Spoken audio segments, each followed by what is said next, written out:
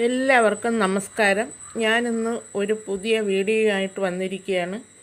കൊഞ്ച് കൊണ്ടുള്ള ഒരു വിഭവമാണ് തയ്യാറാക്കുന്നത്. അതായത് പാൽക്കൊഞ്ച് തയ്യാറാക്കാനായിട്ട് ഒരു 300 ഗ്രാമോളമുള്ള കൊഞ്ച് ഇവിടെ ക്ലീൻ ചെയ്ത് വച്ചിട്ടുണ്ട്. ഇനി അതിന് ഒന്ന് മാരിനേറ്റ് ചെയ്ത് എടുക്കണം. അതിനുള്ള മസാലകൾ എന്തൊക്കെയാണെന്ന് നോക്കാം. കൊഞ്ച് മാരിനേറ്റ് ചെയ്യാനായിട്ട് ഈ ബൗളിലോട്ട് ഒരു 1/2 ടീസ്പൂൺ മഞ്ഞൾപ്പൊടി ഇട്ട് കൊടുക്കാം. അതുപോലെ തന്നെ ഒരു 1/2 ടീസ്പൂൺ മുളക് പൊടി. വളരെ എരിവൊക്കെ കുറഞ്ഞ ഒരു ഐറ്റമാണ്. ഒരു 1/4 ടീസ്പൂൺ കുരുമുളക് പൊടി. അപ്പോൾ ആവശ്യത്തിനുള്ള ഉപ്പിട്ട് കൊടുക്കാം. ആവശ്യത്തിന് ഉപ്പിട്ടിട്ടുണ്ട്. ഇനി ഇഞ്ചിയും വെളുത്തുള്ളിയും കൂടി നന്നായിട്ടൊന്ന് ചതച്ചെടുത്തതാണ്, അതും കൂടി ഇട്ട് കൊടുക്കാം.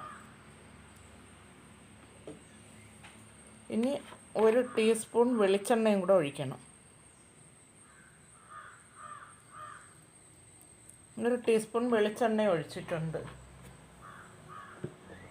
ഇനി ഇതിലേക്ക് എടുത്തു വച്ചിരിക്കുന്ന കൊഞ്ചിട്ട് നന്നായിട്ടൊന്ന് മാരിനേറ്റ് ചെയ്ത് അരമണിക്കൂർ മാറ്റി വയ്ക്കണം.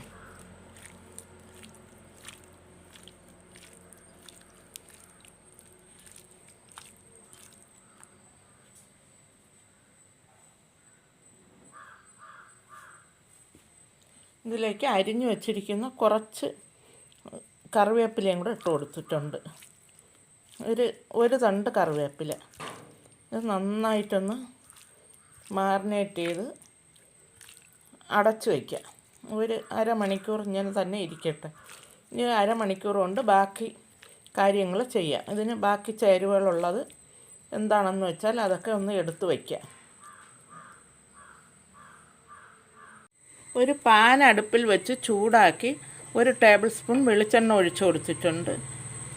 ഇതിലേക്ക് നേരത്തെ നമ്മൾ മാരിനേറ്റ് ചെയ്ത് വെച്ച കൊഞ്ച് ഓരോന്നായി വെച്ച് ഒന്ന് ഫ്രൈ ചെയ്തെടുക്കാം.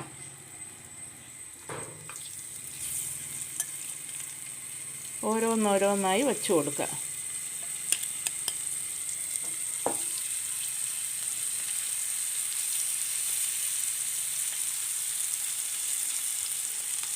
പകുതി വേവായാൽ മതി.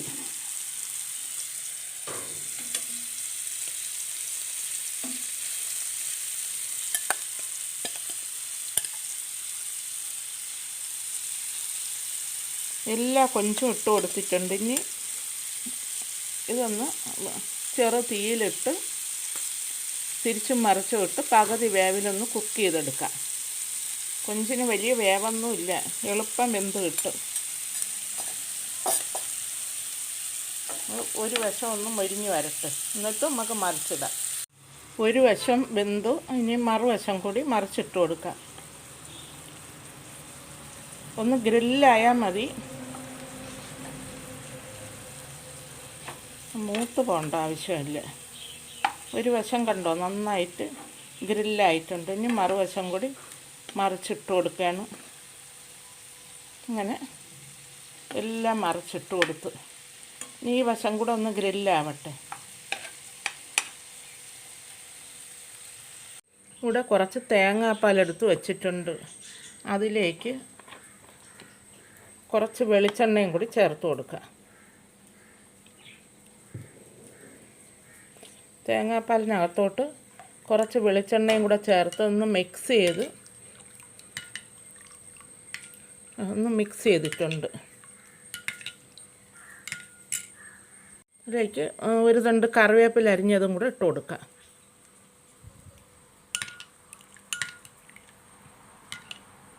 അപ്പോൾ നമ്മുടെ കൊഞ്ചൊക്കെ 2 വശവും ഗ്രില്ലായിട്ടുണ്ട്, പകുതി വേവായിട്ടുണ്ട്. ഇനി ഇതിലേക്ക് നമ്മൾ തയ്യാറാക്കിയ തേങ്ങാപ്പാലും വെളിച്ചെണ്ണയും ചേർന്ന മിശ്രിതം ഒഴിച്ചു കൊടുക്കുക.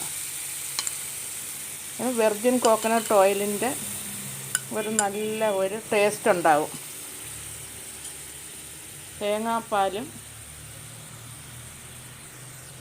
വെളിച്ചെണ്ണയും കൂടി മിക്സ് ചെയ്യുമ്പോൾ നല്ല ഒരു ഫ്ലേവർ കിട്ടും.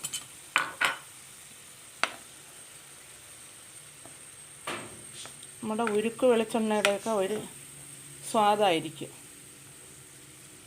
പെട്ടെന്ന് ഉരുക്ക് വെളിച്ചെണ്ണ തയ്യാറാക്കാൻ ഇങ്ങനെ ചെയ്താൽ മതി, പെട്ടെന്ന് റെഡിയാവും.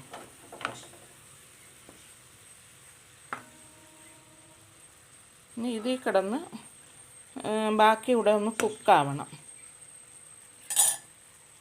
തേങ്ങാപ്പാലൊക്കെ തിളച്ച സമയത്ത് ഒരു 5-6 ചെറിയ ഉള്ളി ചതച്ചത് ചെറുതായിട്ട് അരിഞ്ഞ് ചതച്ചതിട്ട് കൊടുക്കാം.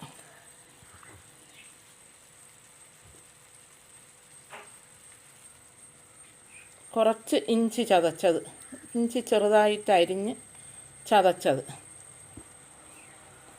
ഒരു 3-4 അല്ലി വെളുത്തുള്ളി അത് ചതച്ചതും കൂടി ഇട്ട് കൊടുക്കാം. എന്നിട്ട് ഒരു 3-4 പച്ചമുളക്, എരിവിനനുസരിച്ച് പച്ചമുളക് ചേർക്കാം.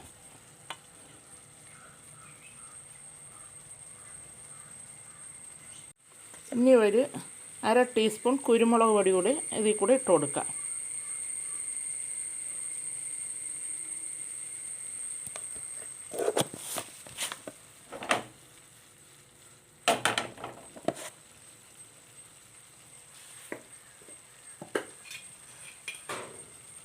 ഇതിലേക്ക് ഈ തേങ്ങാപ്പാലും ബാക്കി ഇൻഗ്രീഡിയൻസിന് ആവശ്യത്തിനുള്ള ഉപ്പും കൂടി ചേർത്ത് കൊടുക്കാം. കുറച്ച് ഉപ്പ് ചേർത്താൽ മതി. ചെമ്മീനിൽ നമ്മൾ ഉപ്പ് ചേർത്താണ് ഗ്രില്ല് ചെയ്തെടുത്തത്. അതൊന്ന് മിക്സ് ചെയ്ത ശേഷം മൂടി വെച്ച് ഒന്നുകൂടെ ഒന്ന് വേവിക്കാം.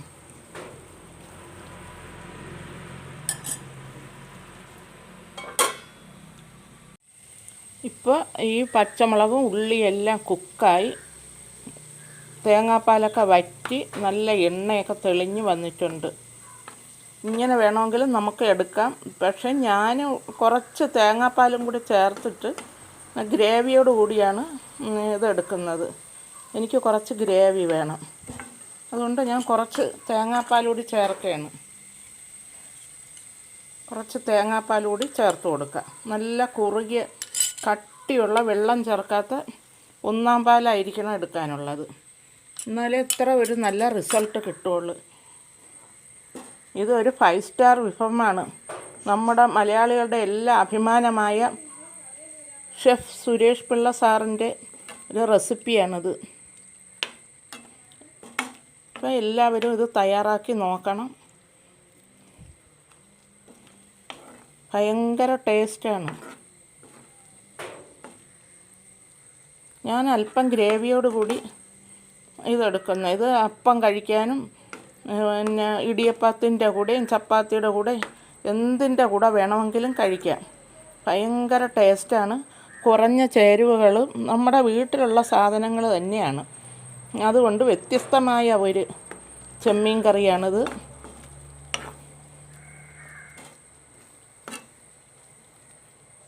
ചെമ്മീൻ പാൽക്കറി എന്ന് പറയാം.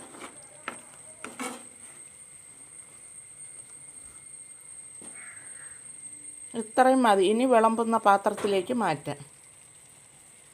അങ്ങനെ ഗ്രേവിയോട് കൂടിയ ചെമ്മീൻ പാൽക്കൊഞ്ച് ഇവിടെ വിളമ്പുന്ന ഒരു പാത്രത്തിലേക്ക് മാറ്റിയിട്ടുണ്ട്.